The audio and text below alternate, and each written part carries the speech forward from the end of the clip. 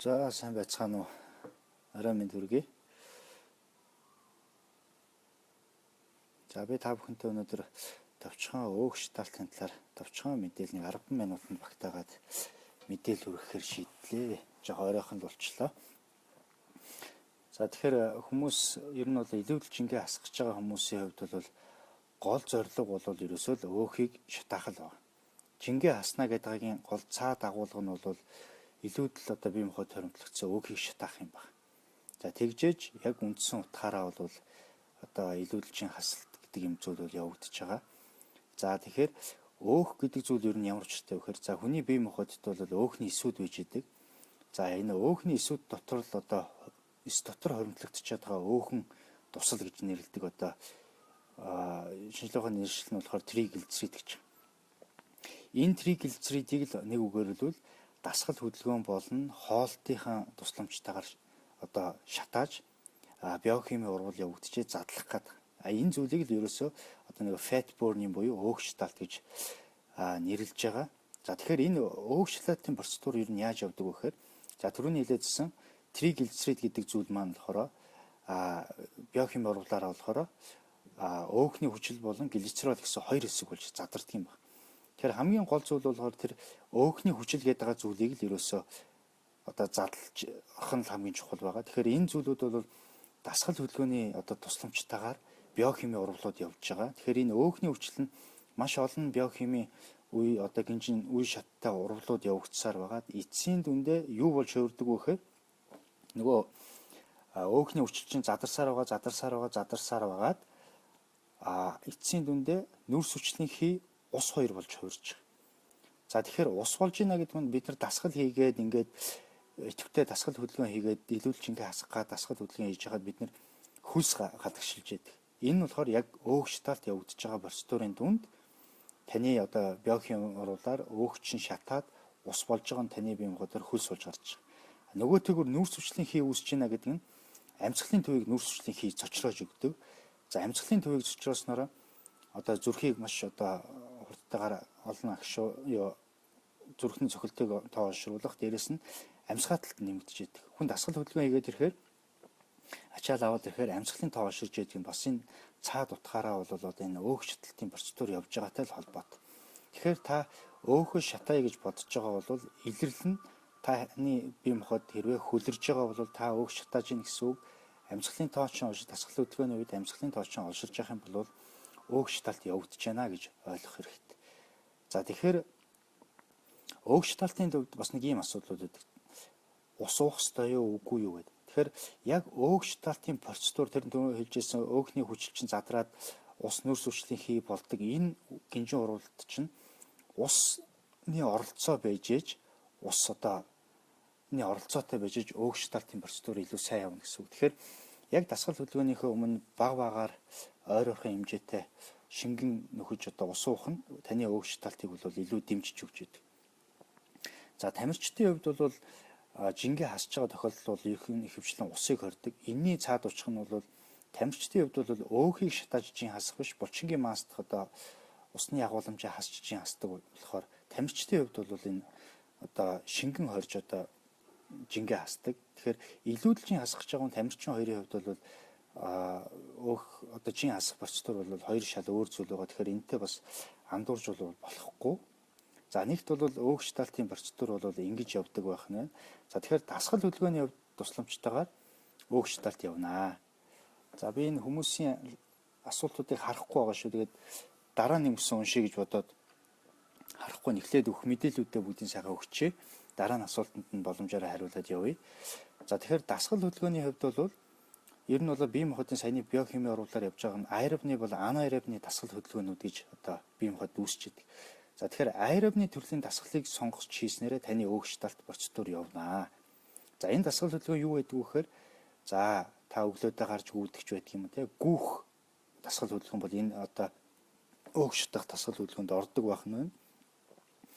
За хоёрт нь бол одоо усан сэлэх байж болно. Аэробикийн төрлийн дасгалууд байна. За бүжгийн дасгал хөдөлгөөн байна. Энэ зүйлүүд болохоор одоо аэроб буюу таны яг өөхийг бол шатааж өгч яадаг ийм гол зүйл байна. За фитнес бид нар дасгал хөдөлгөөн фитнес клубүүдээр очиод яг антил өргөд хийдэг дасгалууд байгаа. Тэгэхээр энэ дасгал нь болохоор anaerob буюу зөвхөн булчинд ачаал өгдөг.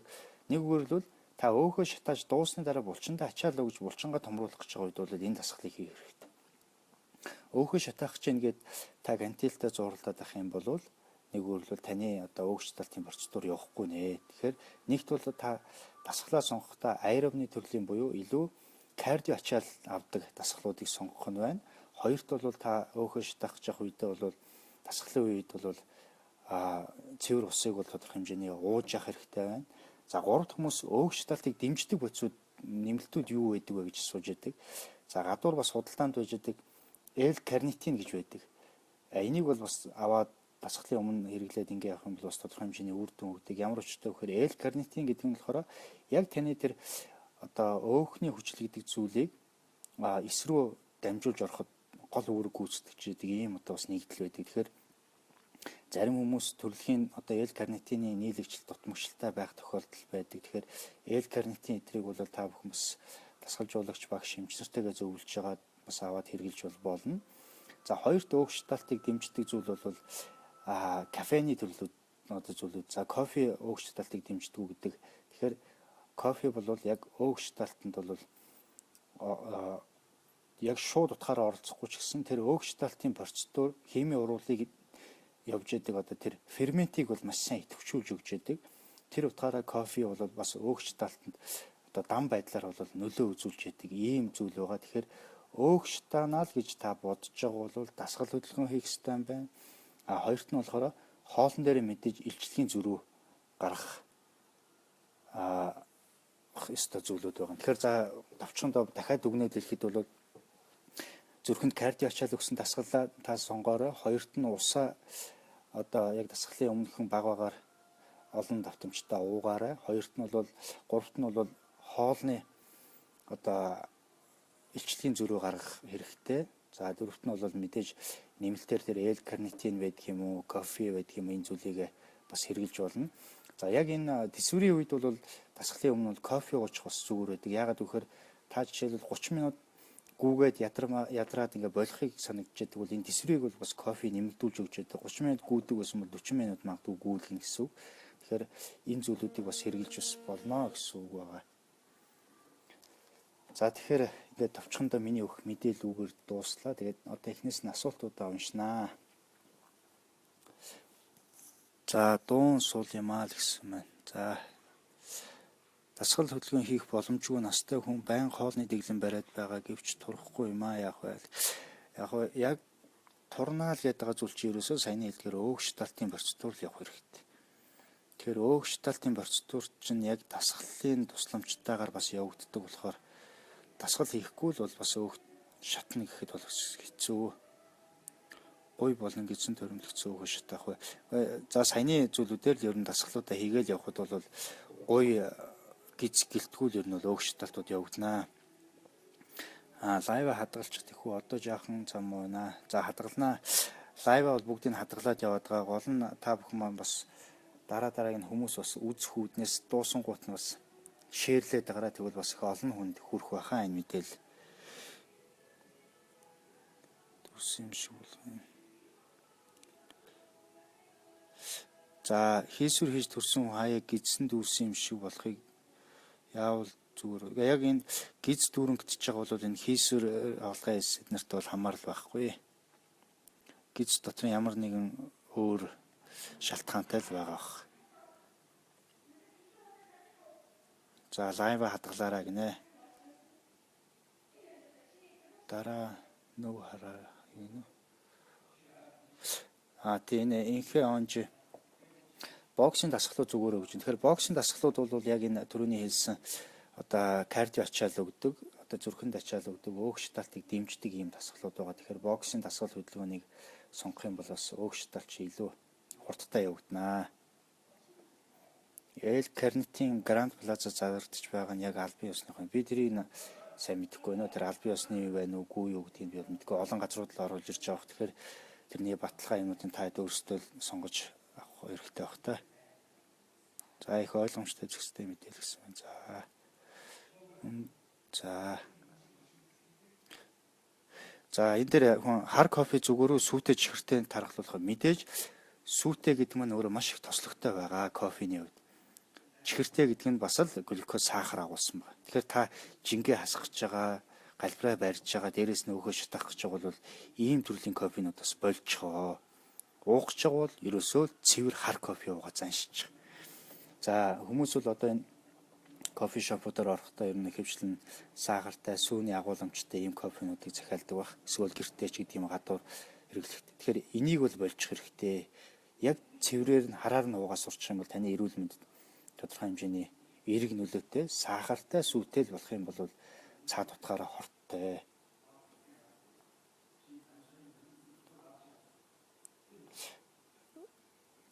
За энэ кардио дасгал ямар дасгал орох вэ?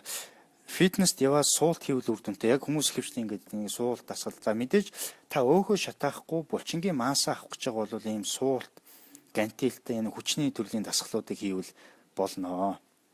Өөхийг чинь шатаадаг дасгал бол ерөөсөө л одоо нэг өгөр бол ийм юм байна л да. Гүйдэг нэг өгөр бол удаан хугацаанд та тэр одоо бие махбод ачаал өгч. Гүүн гэдэг маань нэг өгөр бол минут гүйчдэггүй 30 минут цаг гүйдэг. За усан сэлэгч гэдэг юм уу? За бүжиг энэ төрлийн зүйлүүд нэг өрлөл таны зүрхний цохилтын тоог олшруулж байгаа дасгал хөдөлгөөн байх юм бол энэ таны өөгчлөлтийг дэмжинэ. За мэдээж өглөө оройдоо хийвэл илүү зүгээр байдаг. Тэгээд за өглөөд бол яг хуу тестостероны хэмжээ тодорхой хэмжээний нэмэгддэг болохоор бас хүчний дасгал хийвэл илүү сайн энтер гэж бас үздэг. Тэгээд тэрийг бол та өөрсдөө боломжоор зохицуулсан дээр үстэй нэг дасгалыг бол ер нь бол нэг 2 цагийн хугацаатай нэг удаагийн бэлтгэл бол 2 цагийн хугацаатай байхад зүгээр. Тураах цай энтрийн талаар мэдээлгээд тураах цай эднэрхээр хэвш нэг ногоон цай эднэр гэж ерөөсөө кофений агуулмжтай зүйлийг л хэлээд. Түрүүн хэлсэн би кофеин өөх шаталт явагддаг энэ химийн урвал дээр оролцдог ферментийг идэвхжүүлж өгдөг юм нөлөөтэй. Тэгэхээр энэ кофенийг та ногоон чайнаас авч болно. Кофе буюу кофеин дээрээс авах. Тэгэхээр кофег цэвэр хар кофе уух юм бол ногоон чайнаас хэд дахин илүү өндөр кофений агуулмжтай байдаг.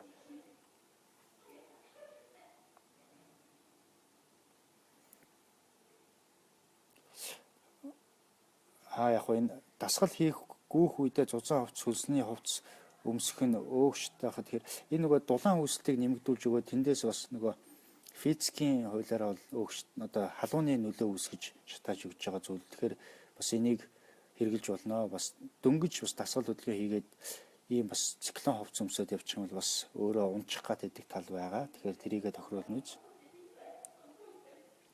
Хэвлийн хэсгээр зүүдэг бүснүүд хэр үр дүнтэй юм бэ? Ингээд бүс зүйлээгээ таны өөх шатахгүй. Та өөрөө өөрийгөө л хуурч байна. Зүгээр л дасгал хөдөлгөөн хийгээд занш, хоолоо тохируул занш. Тэгхгүйгээр ганц нэг юм бүс мүс гэсэн ийм хэн зүйлүүдээр одоо өөрийгөө хуурах хэрэггүй. Ийм сэтгэл зүг ихнээсээ бити оршоо. За гэртээ ямар дасгал хийх вэ? За гэртээ мэдээж гүүж болно, дээс тоглож болно. За би бас хүмүүс зөвлөх дуртай 108 удаа сунж мөрөг ийм дасгал хийж болно. Эдгээр бүгд кардио ачаал өгнө танд.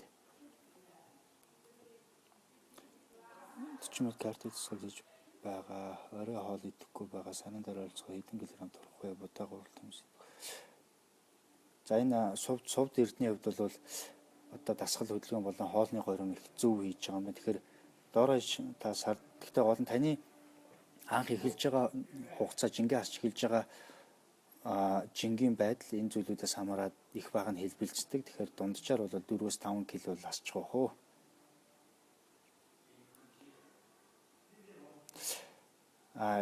Кесар хагалгаа хийсэн үнийг гиз эргэж агших уу гэнэ. Энэ зүйл бол ерөөсөө булчин зүсэж одоо хүүхд гаргаж ирж байгаа юм зүйл. Тэгэхээр булчин бол өөрөө агшаад ингээд тонусын хувьд бол агшааж ижирчдэг. Энэний дараа та тэр өөх тодорхой хэмжээний үүссэн одоо арсанд орох өөхний давхраг өөхний агуулмж чинь одоо багасаад дээрэс нь арсны тонус ч өөрөө чангараад ирэх юм бол энэ багасчдаг.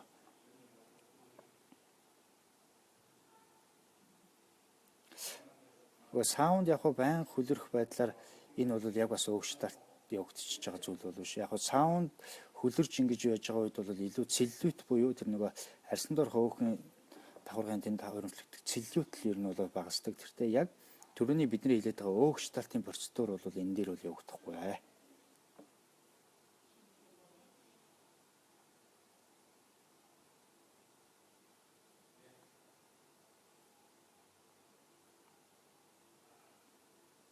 Нэг аяга вино, нэг цаг бэлтгэл хийсэнтэй тэнцдэг гэсэн үнэн болов уу? Энэ юу гэсэн үг юм бэ? Өөртөө ойлгосонгүй.